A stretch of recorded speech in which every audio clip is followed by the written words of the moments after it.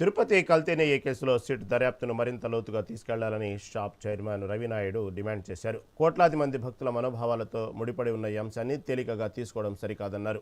ఈ కేసులో 371 సవరణ ఏరు చేశారని, ఎందుకు చేయాల్సి వచ్చిందనే అంశాలపై స్పష్టత రావాలన్నారు. సిట్ ఛార్జ్ షీట్లో అంశాలను వైసీపీ నేతలే నిర్ధారిస్తున్నారని అన్నారు.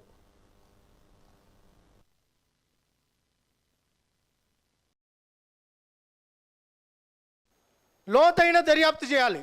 ఎవరైతే సుబ్బారెడ్డి ఉన్నారో, సుబ్బారెడ్డి పాత్ర చాలా కీలకం. ఆ కీలకమైన పాత్ర ఏదైతే కీలక పాత్ర ఉందో దాన్ని నిగ్గు తేల్చాలి. సుబ్బారెడ్డి గారికి సహకరించిన జగన్మోహన్ రెడ్డి గారి పాత్ర నిగ్గు తేల్చాలి. దాన్ని కంటిన్యూషన్ చేసిన ఎవరైతే మళ్ళీ చైర్మన్గా రెండోసారి బాధ్యతలు చేపట్టిన కరుణాకర్ రెడ్డి గారి పాత్ర ఏంటో నిగ్గు తేల్చాలి. ప్రభుత్వాల్లో ఉన్న పెద్దల సహకారం లేకుండా ఇది జరిగే సాధ్యమేనా అని అడుగుతున్నాం. పిఎలకు పరిమితం చేస్తారంటే కుదురుతుందా?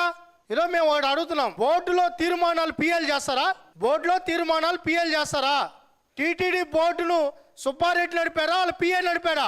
మేము అడుగుతున్నాం సూటిగా. దీని మీద దర్యాప్తు చేయాలి. ఏదైతే టీటీడీ ఏదైతే ఆ రోజు సవరణలు చేశారో, నెంబర్ 371 బోర్డు తీర్మానం 371, ఆ తీర్మానం ఏదైతే ఉందో ఆ తీర్మానం చేసింది ఎవరు?